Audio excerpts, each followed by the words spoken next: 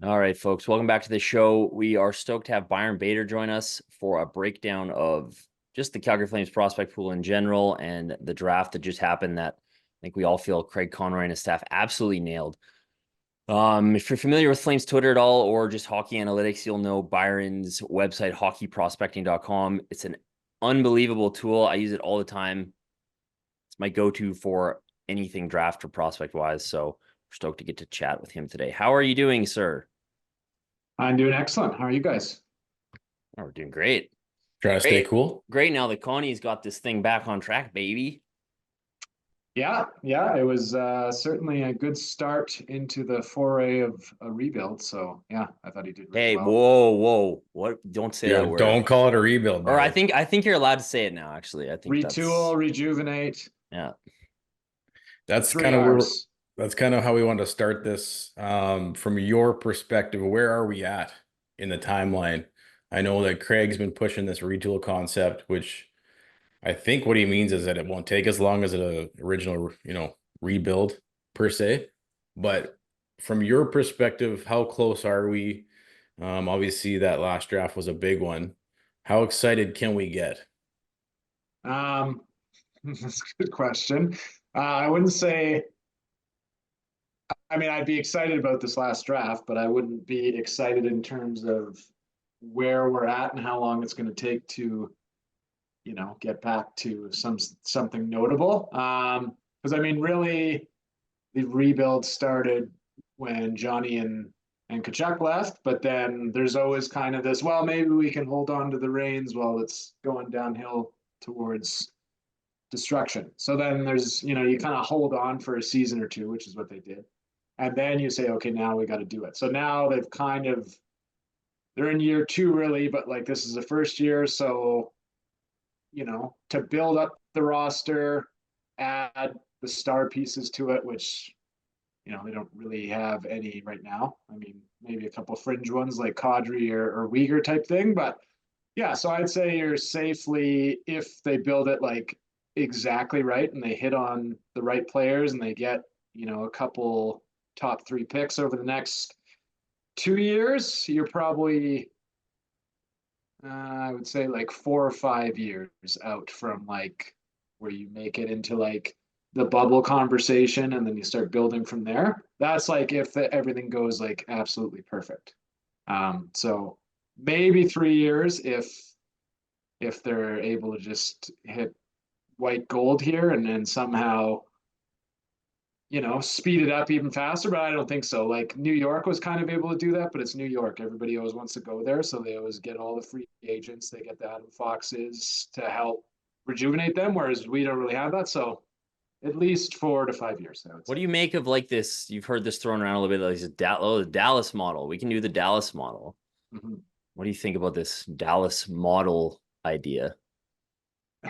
I mean, it would be great. Like Yeah. they've hit on like so many studs where yeah, I mean they kind of had Ben and Sagan as they were sort of phasing out of their stardom, and then they were able to add these pieces. So yeah, if we can do that, that would be perfect. I mean, that still took a number of years, and they got like not lucky, but they hit on like a lot of guys, and they got a lot of guys that they could input into the system. So yeah, that would be kind of perfect if you could kind of hold on to like Uyghur and Anderson, maybe Kadri, maybe Huberto, rejuvenate somehow and turns into more than what we've gotten from him.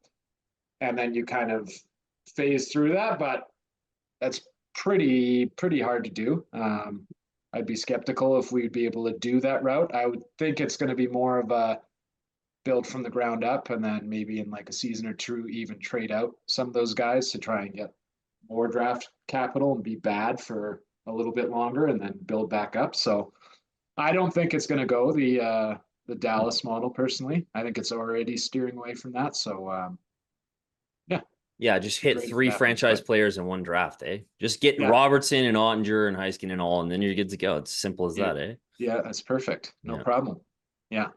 There's What? always a lot of talk about elite talent. I know we spend a lot of time on Twitter. I'm sure you do too. And you see this conversation among Flames fans of if we want to compete, we got to get elite talent. We're gonna spend some time going through the draft picks from this year's draft. Let's start with Parekh. Is this guy, can we categorize him as elite talent? And what else can you tell us about his game?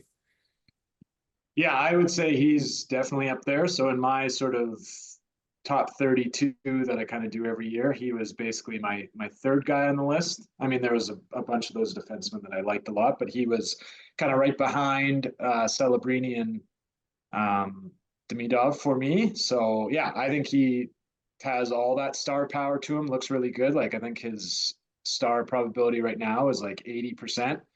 You look at guys that he kind of looks like in the model, there's not very many that sort of profile that well and produce that much sort of on a normalized rate in their pre-draft year and their draft year. You know, you got like Ray Bork on the list, Ryan Ellis, Tony D'Angelo, a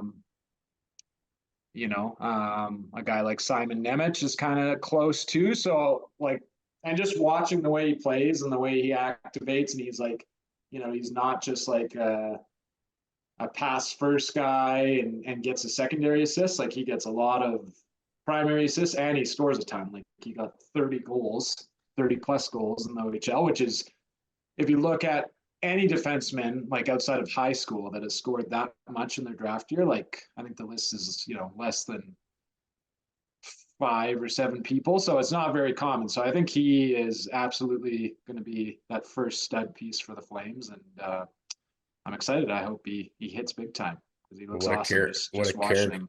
What a character too. Have you seen some of his interviews? Yeah. Like he's got like a really like, he's like super cocky, but in like a hilarious way, Yeah. like he's really funny, like the way he interacts with people. And he always kind of, yeah, like he talks about himself in like this like joking way, but not like self-deprecating. It's like bringing himself up another level. So I think it's all awesome. So I love his personality and how he is on the ice, like the stuff you've seen from the development camp and stuff. So yeah, he looks so good, and all the interviews were great. Like you said, he's super confident, super intelligent. Obviously, just a really cool kid. yeah, well, I mean, like, isn't he like a super genius too? Like, didn't he finish high school when he was like 15 or 16? Like, I heard that in one of his interviews, and it's like his dad's like a neurosurgeon or something like that. So he's got that part going for him too, and he's excellent on the ice as well. So yeah, I think he's going to be a stud. I think he was the only player to solve the Rubik's Cube at the combine. Yeah. Yeah, that was like his thing, one of his many special talents. Just curious on Parekh alone, what kind of a timeline can you think we can expect to see in terms of development? Like I know the back end's looking pretty bare right now. Are we 1 year, 2 year, 3 years out? I would say either he's going to be in there this year or they'll hold him back more in a way just to basically be worse this next year. Because our back end is like so porous right now. Like it's so, there's not much there, behind Uyghur and Anderson. So I think he could certainly make the team out of camp, but I could see them just putting him back in there for another year just to, in a way, just be basically as bad as possible. And then there's no way that he's not there in 2025, 26. This isn't the type of player that normally goes to the AHL either. So I think it's going to be right into the NHL. So cool. I think like 1 years. Yeah, like when did Quinn Hughes started when he was 20, I guess. I guess he played games when he was 19, but yeah, I expect it to be pretty quick. Yeah, he went back to college for another year. So it'll be the same kind of thing, but like, Parekh's only option is to go back to the OHL, which he's, I mean, what is he really going to do there? Like he's kind of done absolutely everything. Yeah. Like he's dominated at like the 99.9 percentile, like in the OHL out of everybody who's ever come through there. So what is he going to do next year? I mean, probably nothing, but it's kind of one of those things. How bad do they want to be? Because he might boost them up a couple spots and take them out of like a top 5, right? So yeah. Could you cool it, Zayne? Could you stop being so good on the ice every night? We're trying to get that top 3 pick, man. Yeah, exactly. So that's it'll be this year or next year for sure.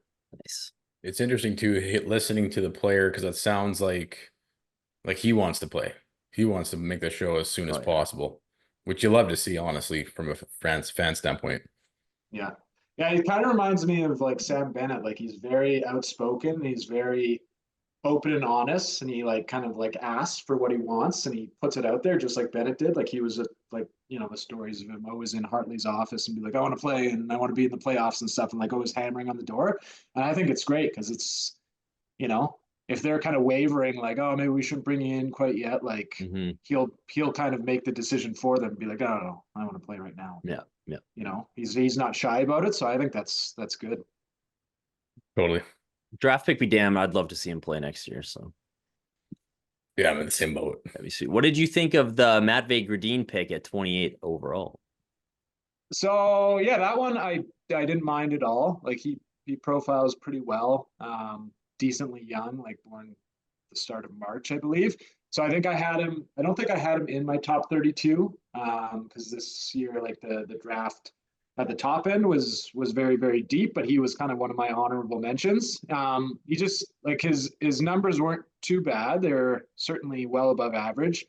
And then his consensus kind of sounded like he might be more of like a mid-second round pick. So yeah, like I thought his reputation wasn't quite as high as, you know, somebody going to get picked in the first round. So I had him just outside. But yeah, I thought he looked really good. You know, you look at players that look like that, you know, about 60% of them make the NHL, you know, like 1 in 4, 1 in 5 turn into a star. So good odds there. You know, were there a couple players that maybe profiled a little bit better? Maybe, but they got one of them literally like 10 picks later. So all good. So yeah, I don't know. I think he profiles great. And then now I'm curious what he does in the queue because he came from the USHL, which is essentially the same equivalency wise as the queue, and now he's kind of moving leagues.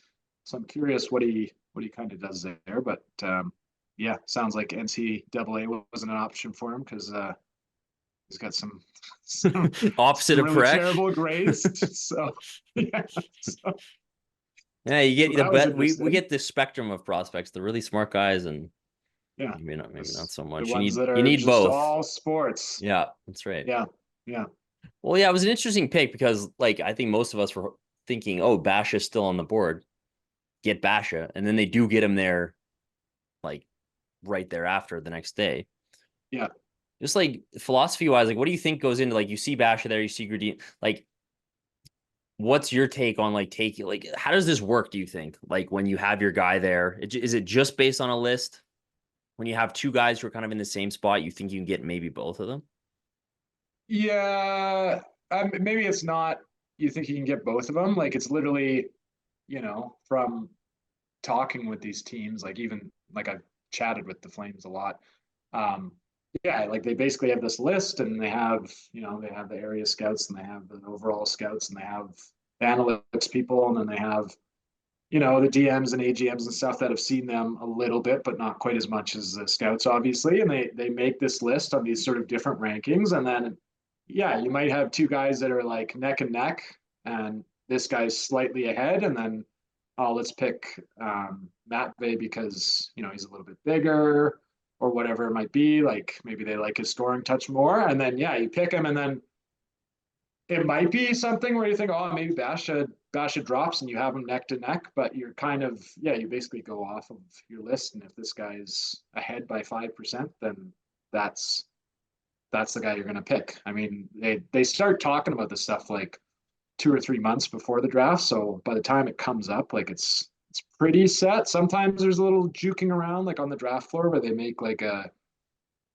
you know, kind of like an opposite decision, and they decide to go with, you know, a player ranked a little bit lower because all of a sudden they just in that moment they wanted the player. But I think mostly it's, you know, they have their list, and then, you know, that was probably a little bit higher than Basha, and then they luckily ended up getting both. So perfect.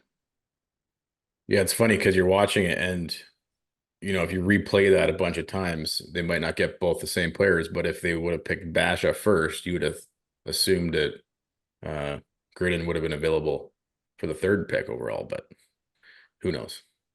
Yeah. So as far as Basha goes, obviously homegrown talent. This guy's got some character too. I don't think I've ever seen a player pick a goaltender jersey number as their number, but he wears number 34 because he was a big Mika Kiprasov fan. What do you like about his game? What can we expect as fans to see as this kid develops? Yeah, like so he's like model wise, he looks pretty similar to Gridin. Like he profiles a little bit better because he had the better pre-draft year. And he actually, like I tweeted out as it happened, because he's, the Calgary homegrown talent. Like he actually looks almost identical to how Braden Point did. And obviously Braden Point worked out like absolutely as good as you can from like this sort of player archetype. But like, the Calgary kid that looks the exact same, he's the same size. So it all fits together beautifully. But yeah, so I mean, even like after the pick was made and you're kind of going through, different people from like EP and stuff have written articles about him. And like everything they say about him is like fantastic. Like he's like a great like rush player and he creates a ton like with his speed. And, he's not, it doesn't sound like he's, like a winger where maybe you're not getting like the two-way side. Like it sounds like he's at least pretty reasonable on the defensive side. So it's not like he has all these holes that you have to try and fix over the next couple of years. So yeah, I think he was massive value to get him where they did. I think they got him at 42nd overall.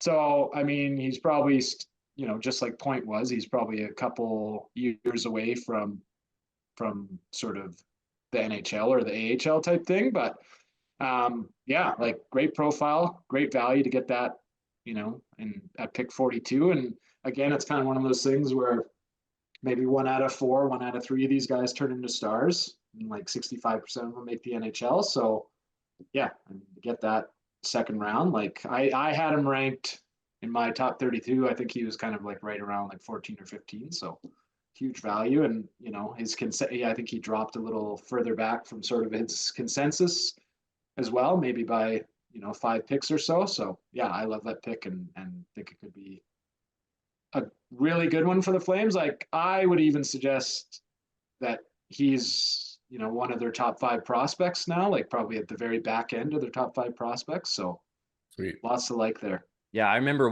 just getting ready for the draft, watching like Caden Lindstrom highlights and always seeing Basha show up. I was like, who is this kid? He's awesome.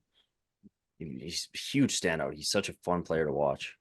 Yeah, like if I feel like honestly, if he's not small, but like he's about 6 feet, 5'11", 6 feet. He's kind of dainty. He's only like 180 pounds.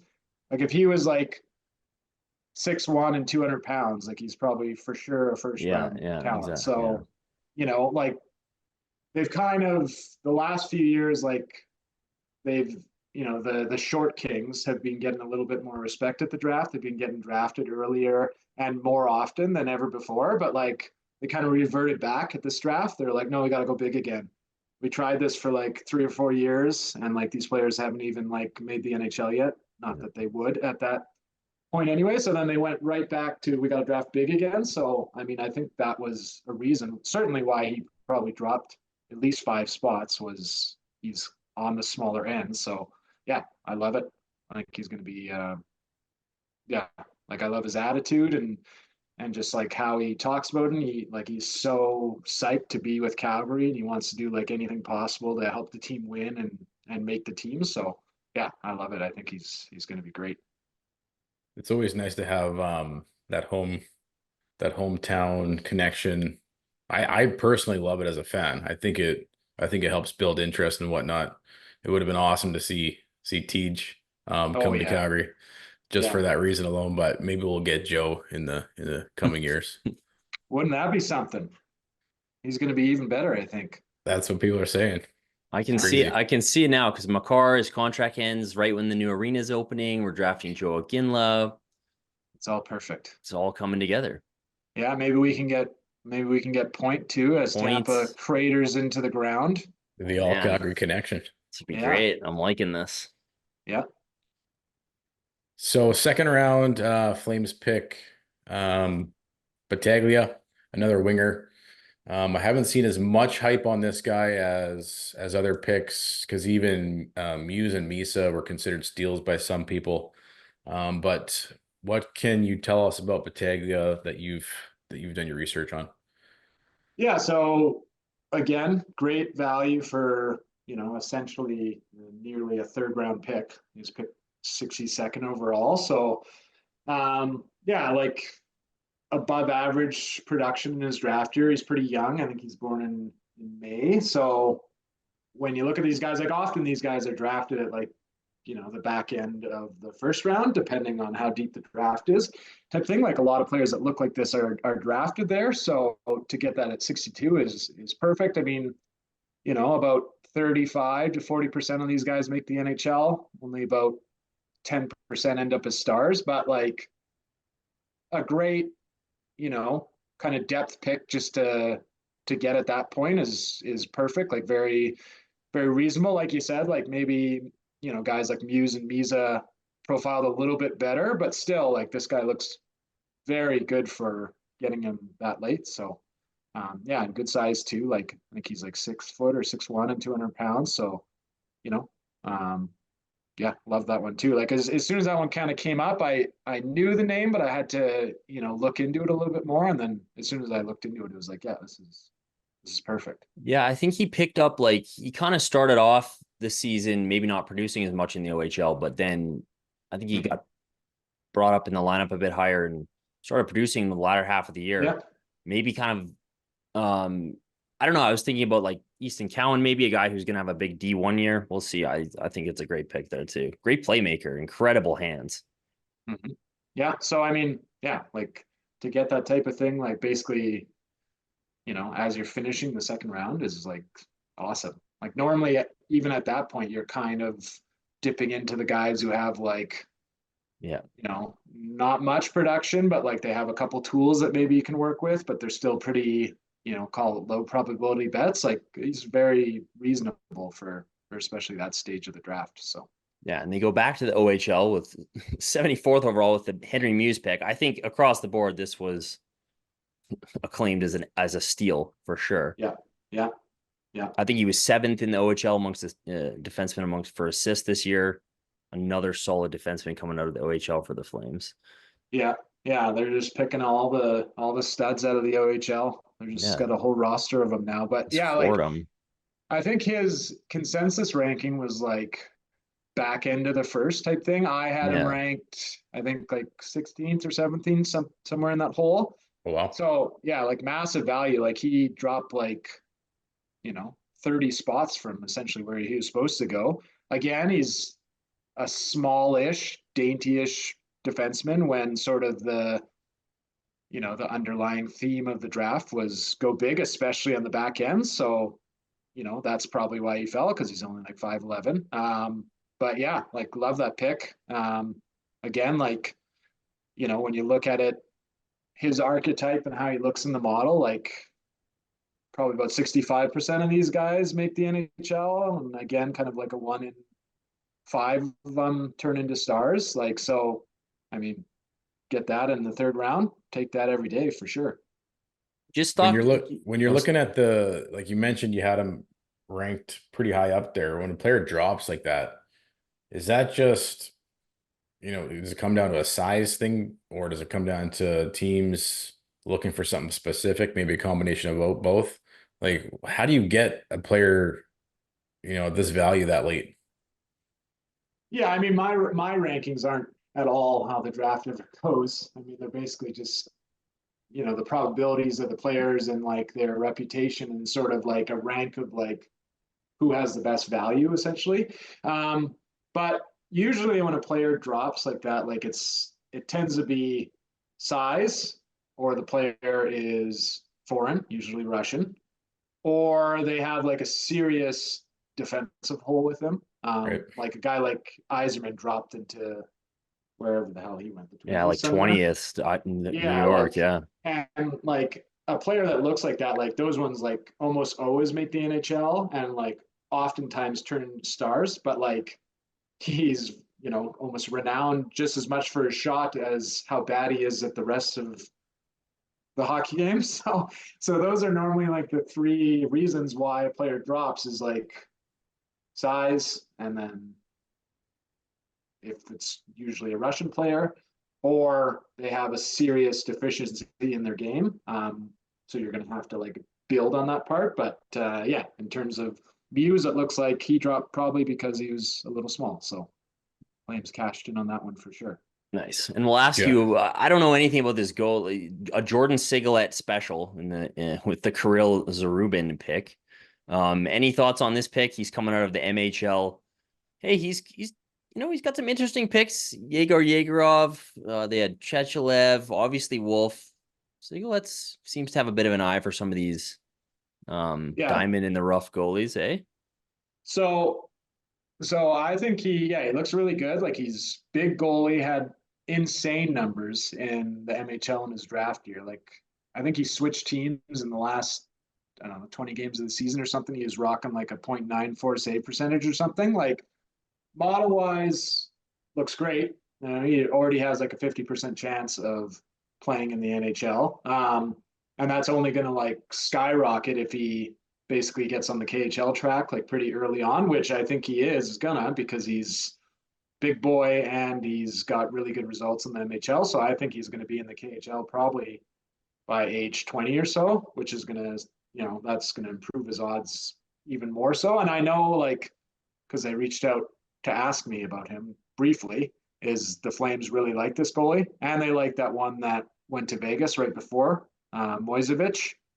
And he looks fantastic. Like he's Belarusian, so you'd probably be able to get him over here earlier. And he was in the KHL in his D+1 year and already doing quite well in there. So they liked both those goalies quite a bit. And yeah, so he actually, I was on Twitter hoping that they would pick Moisevich originally, and then he literally went to pick before, and then they went with Zarubin. So yeah, I think, look back in another 2 or 3 years, and I think this could be a pretty big goalie prospect for the Flames. Cool.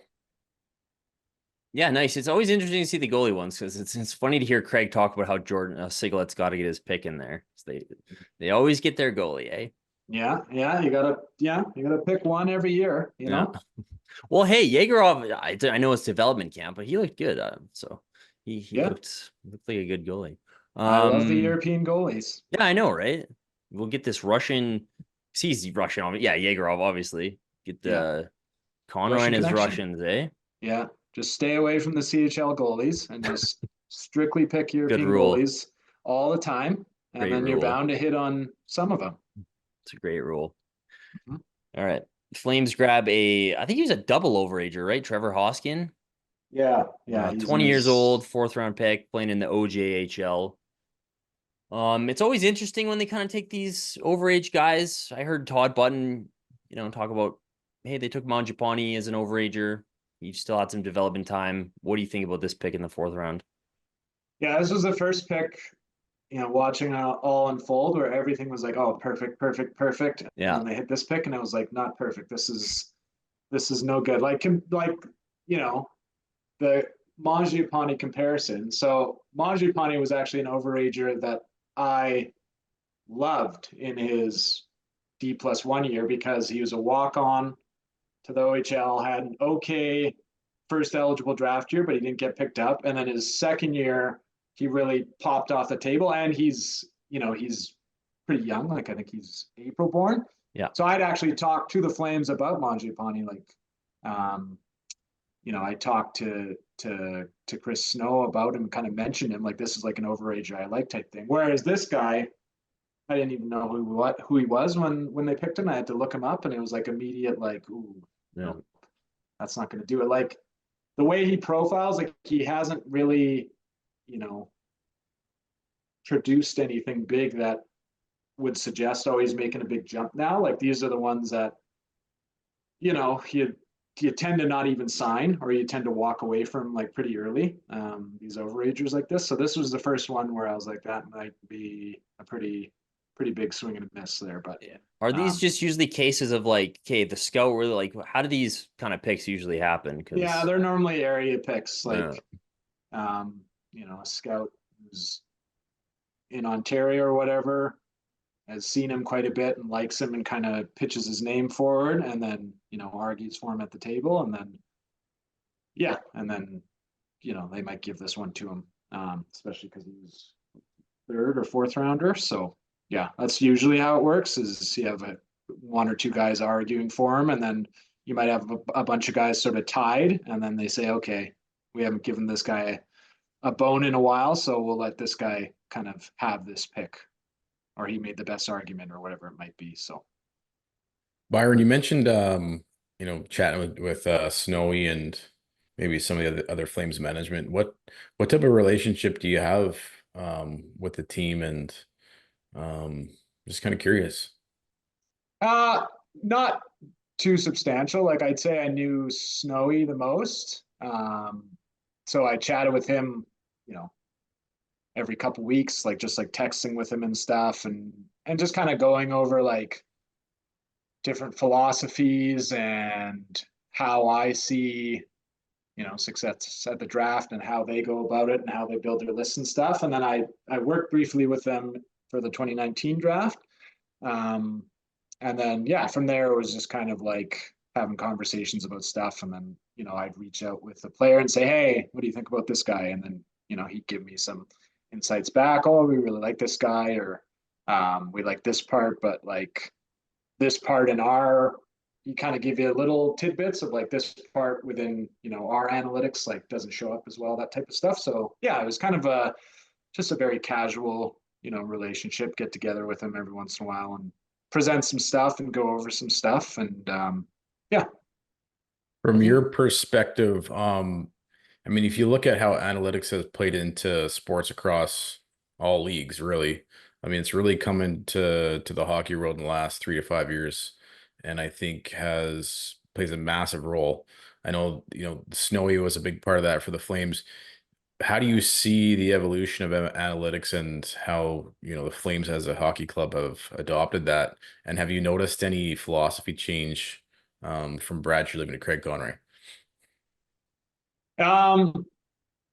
Yeah, I'd certainly say like the Flames were probably an early-ish adopter of it. They were kind of like one of the first, I'd say, 10 teams that was kind of really involved with it. And then, Snowy was there from 2010 or 2011 on, and kind of like right away, like built up like their own analytics tools where they're tracking like all the movements on the ice, like basically manually by different staff members and stuff, and inputting it like right away into this big massive database. So yeah, they were certainly one of the teams sort of on the forefront. I found that it didn't seem that like it trickled into the drafting side as much. It was more the in-game play during the NHL season. They were really heavily using it. And I'm sure they did have analytics stuff that they were using draft-wise, but it just didn't seem like it was as taken into consideration, I'd say, throughout sort of his tenure, certainly. And then between Treliving and Conroy, like what I've noticed, it's this draft especially, like there's this thing that I've been talking about for years. So whether they picked up from that or from, obviously different data that they have and stuff, is like, picking like the high probability guys and sticking within like sort of this part of the prospect pool where the hits tend to come from. And then there's this gigantic pool over here where not a lot of hits come from, like it's this like pool of, 60% of the players, and not a lot of them make the NHL. Like, it's, 15 to 20%. And then if they do, it's sort of like, they make it as sort of, these very depth pieces, these 6th, 7th defensemen, the 14th forward, or maybe a 4th liner type thing. So I found, especially with this draft, Conroy and his team like really focused in on that. Like they had, in terms of Calgary Flames drafts, like this is looking at the data, like this looks like one of the best drafts they've ever had. Like, 2016 was really good. 2015 was really good, especially because they didn't have a first rounder and they still walked away with three NHLers. And then this one, like it really jumps off the table. So it looks like, whether that's sort of subconscious or if they're like actually focused on it and aware of it, is like they're sticking to the group of like the high probability players. And they got a couple of those last year too, with like Moran and stuff like that. So it'll be interesting going forward to see, was this just a one-off draft and then maybe they weren't fully conscious of it, or they changed their strategy, or is like this is where they're going and this is where the rebuild is going to go. They're going to focus on trying to draft skill and trying to get, at least a chance at a star with every single pick, kind of how Carolina's starting to do it. So it would be interesting to see, especially the next two drafts, to see if they kind of carry on with that, or if this is just sort of like a one-off thing and then you kind of go back to how how you always did it and that type of thing. So Yeah, it feels different under Craig Conroy across the board, just in the way he communicates what his vision is and then execute to support his vision so far, at least. He's done a phenomenal job in the first year with the amount of work he's done. And then to cap it off with, the draft, as you said, because in the past, I mean, he's been the one that's really introduced me to the analytics world. And the value there just correlates for me. A lot of times, you watch the game and if a player doesn't execute on XYZ, you say, oh, this guy's playing terrible. But if you look at the underlyings, take a real good look at him, then you can kind of actually look at the game through a different lens. So I don't know. I see incredible value in it. I know the work you do, and other analysts are huge for these up and coming players. I think it's a massive part of how teams should be drafting for sure. yeah, definitely. Like more data, the better to inform your decisions and look at past history for like, this is where success tends to come from, like a player that looks like this and has this profile and whatever it might be, like whether it's their micro stats or the stuff like I do, like like finding those sort of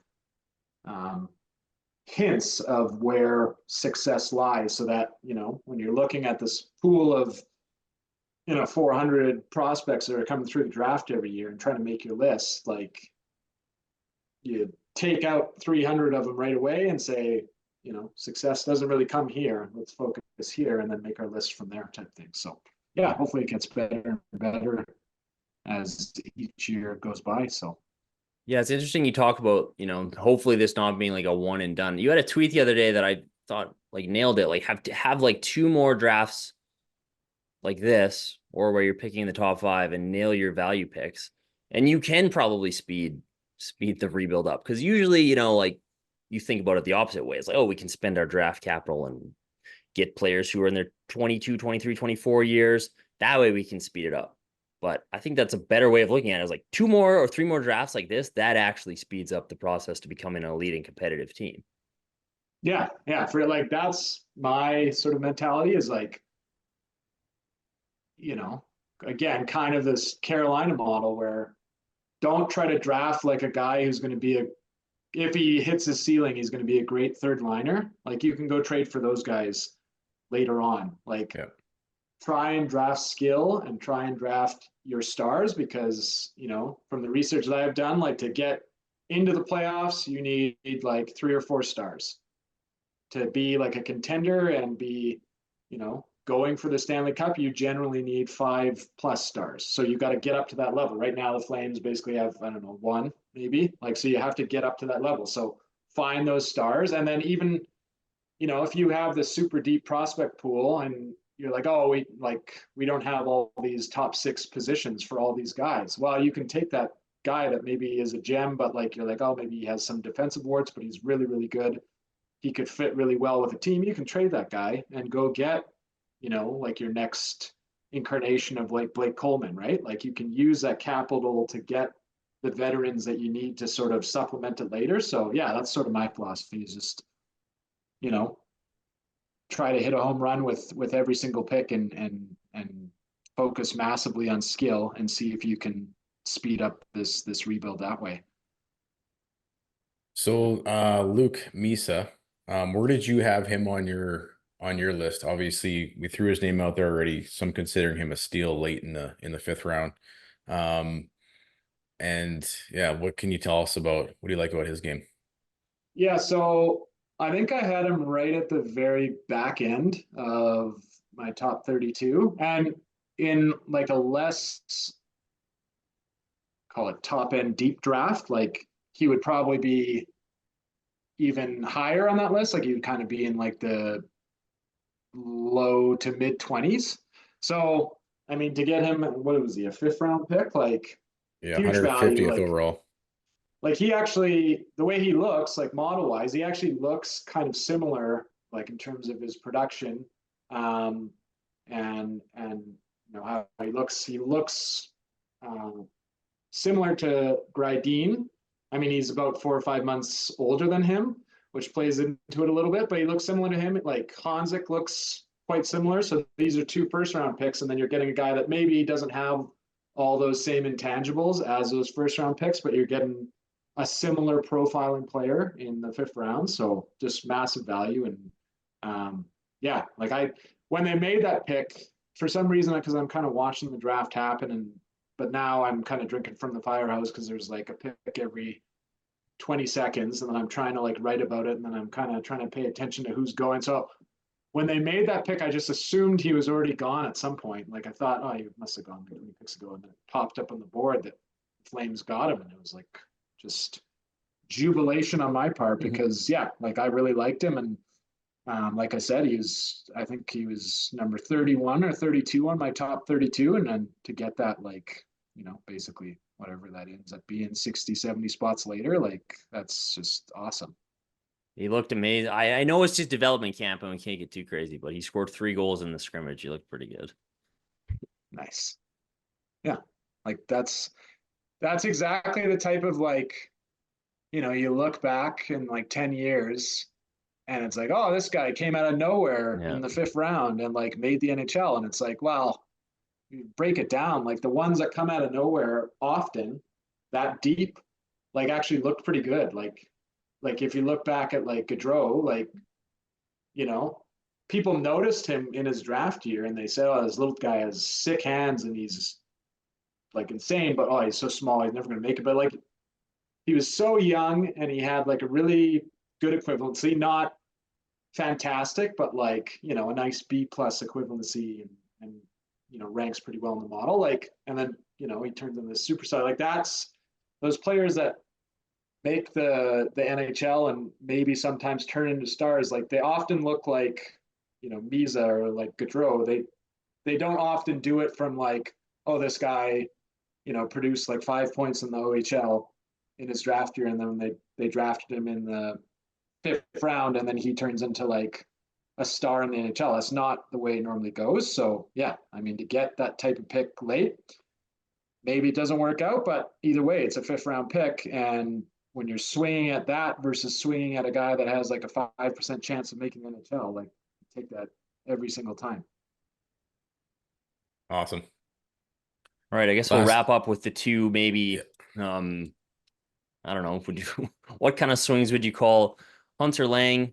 Played in the WHL last year with Prince George, and local boy Eric Jameson. Apparently, Iggy says he's going to wrestle Hunter Lang, so that's why we drafted him, I guess. Yeah, going to toughen him up. Yeah. Yeah, those are the typical low probability bets that you get, especially at the end of the draft. So, I mean, Hunter Lang, big boy. He's like 6'6", just an absolute monster. He was first year eligible, but not really showing anything where you think, oh, maybe this is something like it. You know, maybe we'll see after his D+1 if he really pops, but I'm not holding my breath. And then the other one, yeah, Jameson was over age or D, that again isn't showing too much either, but you know, whatever. So I would say, you know, out of their picks, 7 out of 10, so 70% were like massive wins, I would say. Well, I mean, they look like wins, right? So you know, and looking at how they drafted and what they got, I was just working on this new sort of format or this new idea. And basically it's all about this idea of picking from these certain groups that have a high probability of making the NHL, and then there's sort of like a mid-range group of like, you know, 30 to 40% of these guys make it, and then there's sort of the lower groups below that. And they just stuck in those high groups this draft. They just kept on hitting that. So I mean, if they walk out of this draft and they have 3 or 4 NHLers, like that's going to be a huge win. You know, hopefully they have at least a star in Parekh, but like honestly, one of their best drafts ever. And even looking at the data, like one of the best drafts that any team has had in certainly the last 15 years. Again, not saying that it is one of the best drafts. We have to wait, of course, a gigantic amount of time with these prospects to say yay or nay with it. But like looking at the data and how things have kind of gone, like they bubble right to the top with this draft. And I think we're going to look back at it in 5 years and be like, this is a massive win for the Flames. Yeah, that's awesome. Would you grade this an A+? Yeah, I would say, yeah, A+, A certainly. Like the only thing that might have brought it up to an A+ is if like they didn't take those 2 overagers and maybe they got like, you know, Zetterberg or something, like they just added to the pool with some small above average producer that is also kind of young, like something like that. Maybe that brings it up to an A+, but yeah, certainly A performance on that draft. I think in your model, you said they moved up 8 spots from the pre-draft ranking. Yes, yeah. Pretty good draft. They were 19th and they jumped up to 11th.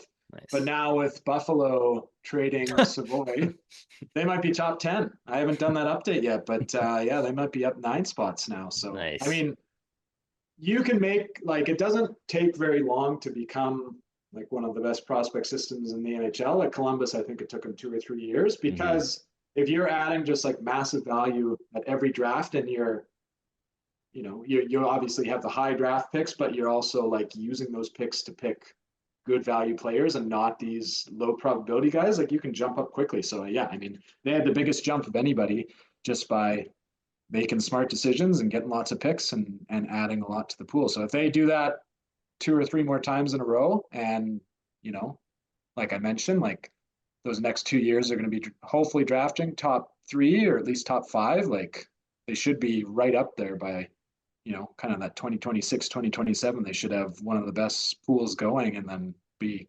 kind of ready to rock, hopefully, in a perfect world. But the world's never perfect. If you take Parekh out of this, who's your kind of favorite? Who's your dark horse? Who's the guy that, if you were to put some chips on, that makes the biggest splash in his career? Who's the guy we need to look out for? Like from this past draft or just in their prospect pool? Yeah, this past draft. I'm gonna say Basha. Okay, cool. Calgary kid that just can fly, just so psyched to be here, wants to do anything to basically make the team and make it better. So I'm gonna put my money on him. It'll finally be Brayden Point redemption. Now, hopefully, if it's Brayden Point redemption, man, that would really be something. What? Okay, remind me, because even I always remember that draft of being so mad. Who did they take before?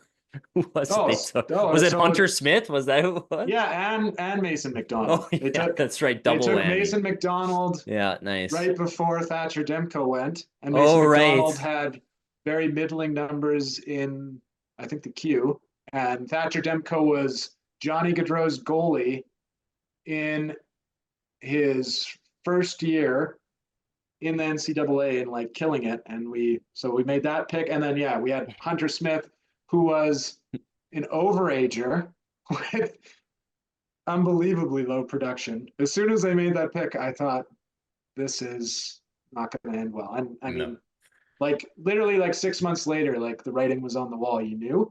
And then Brayden Point, I think he went in the 3rd round, but I think he went probably like 20 picks after Hunter Smith. We even had Brandon Hickey as another pick before Brayden Point. Yeah. So Yeah, and like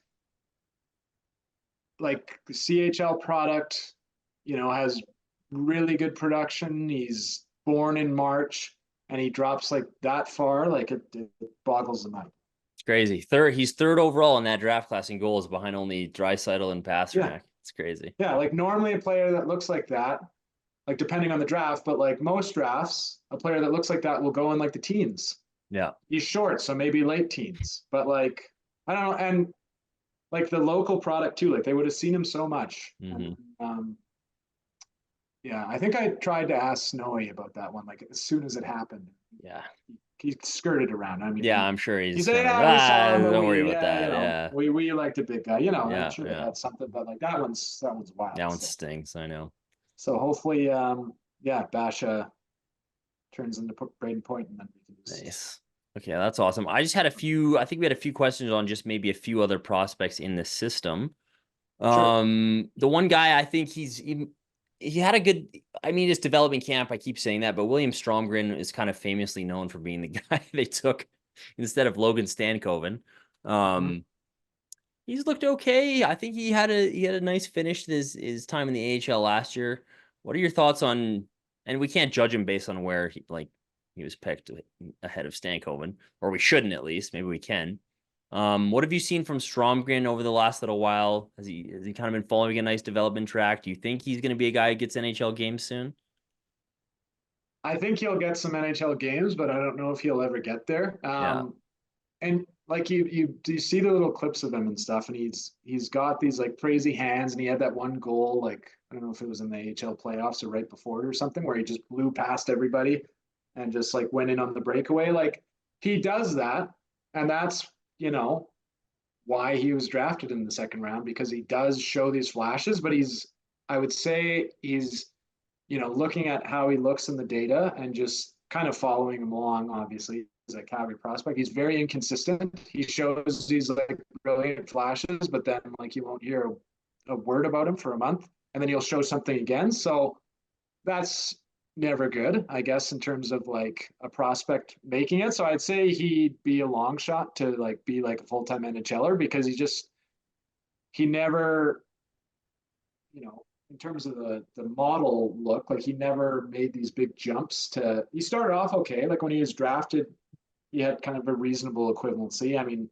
Stankoven, difficult to say because he didn't really play in his draft year, but Stankoven already looked better in his pre-draft year, that it was like, well, he's right there. He's sitting right there. Just pick him. Yeah. So exactly. yeah, so he looked fine in his draft year ish, like as a second rounder, but then he like basically like stagnated and never really moved off that mark. And that's always a bad sign for prospects, because, the ones that tend to make it, and, especially in a, middle six or top six type role, is they're making these big jumps every year, and they're just like, smoking the competition essentially. And he hasn't really done that. And again, like he's shown these flashes where you're like, oh, there it is, and then you don't see it again for another 10 games. So I would say he's probably a long shot for me. I mean, he'll get games, because he's big and he's fast and he's got the hands, and so I'm sure he'll get his cup of coffee in the NHL, but I doubt that he kind of crosses 100 or 200 games. Right. You gave us the same smirk with the Stromgren Stankoven as you did with what was the previous one we were just talking about? Hunter Smith and Point.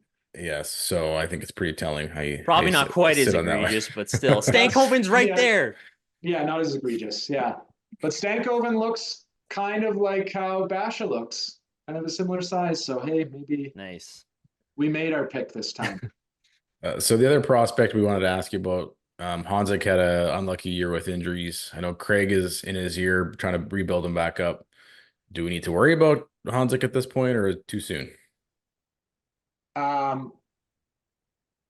Well, yeah. I mean, when they made the pick, I didn't love it, so I was worrying about it then. Great. Just because I mean, there was some really good stuff on the board, like a guy like Quentin Musty, who, kind of profiled like Hanzik, and obviously took a big step this year, but he has the advantage where he's like, like 6 months younger than Hanzik, so it's like a whole different thing. So he was one that I was really gunning for him and Gabe Perreault, who went to the Rangers, who looked unreal in his first year in college. So, I mean, you missed out by kind of taking a bit of a reach on Hanzik at that point. So that already kind of stinks. And then, yeah, he has the D+1 year where he's kind of injured, and it's like, oh, wow, he was injured. So, give him the benefit of the doubt. But like, the problem is like, it doesn't matter whether he's injured or if he just has like a setback year and he doesn't improve. They both contribute to what happens to the player later on. So like, yeah, Hanzik has this injury riddled season. He takes a step back almost from where he was like equivalency wise last year. But so it's like, well, let's wait till he's healthy and his D+2. But now you're always trying to catch up, right? And when you get injured like that and you kind of take a step back like that, you're always trying to catch up to the next prospects. And then now the Flames are adding this pool where they're picking in the top 10 over the next 3 years. And he's, a mid first rounder. So he's trying to keep up with them, but like, you can't run fast enough on the treadmill, right? You can't catch up to him. So I'd say it's a bad sign. Like I've always kind of thought that like his ceiling is more of like a Marty Hanzel type thing, like a big, huge 3C, maybe that can win some faceoffs and stuff and battle in the corners. And based on his trajectory, I'd say that is still probably his ceiling. Hopefully he takes a massive jump now in his D+2 season, but yeah, we'll see. But yeah, definitely some concern of where that one ends up for sure. Getting Valley Mackey vibes. Hopefully you don't lose him on waivers. Yeah, like Valimaki even profiled better, but yeah, he had that like atrocious injury where he tore out his ACL pec or his arm or whatever it was. Yeah, I don't know what it was, but like, yeah, like it wasn't quite as bad as that, but like Valimaki was trending like really good before that happened, and now he's just sort of a guy, like he's an NHLer, but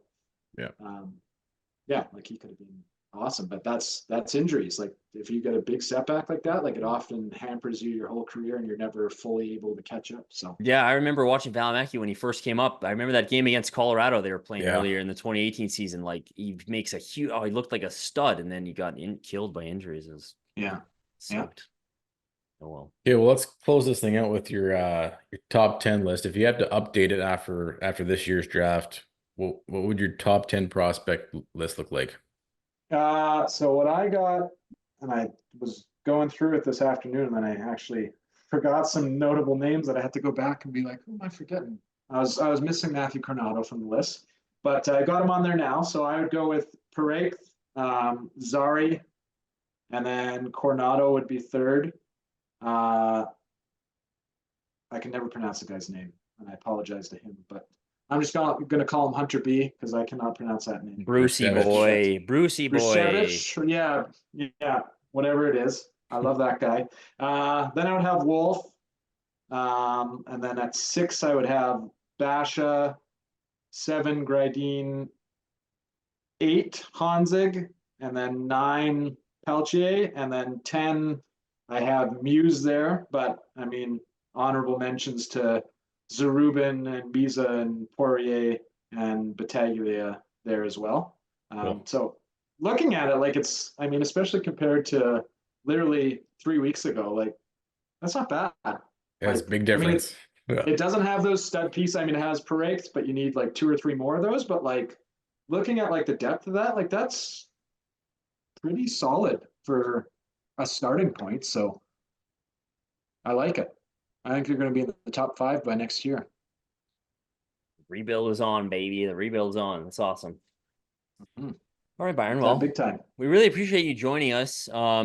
Obviously, go check out Hockey Prospecting. It's it's the tool I use the most draft wise. It's awesome. You can look at the prospect pools of every single team, all kinds of different tools on there. Hockeyprospecting.com, and your Byron, it's just Byron Bader on Twitter, right? Byron M. Bader. There's nice. There's only one Byron Bader in this world, but there's some rando on Twitter that stole the name years ago, and he's never tweeted anything. And I've tried to get it as my name, but just gotten rejected by Twitter. So Had to add the middle initial in there, Byron M. Bader. Perfect. All right, Well, buddy, thanks a lot appreciate again it. for coming on. Yeah, thanks for having me, guys. Hey guys, thanks for watching. Be sure to check out more of our content right here on the Flames Nation YouTube page. We had a bunch of great long form interviews. You can check out some videos we've done as well outside of the studio. And of course, if you want more writing or merchandise stuff, flamesnation.ca or nationgear.ca. Appreciate you watching.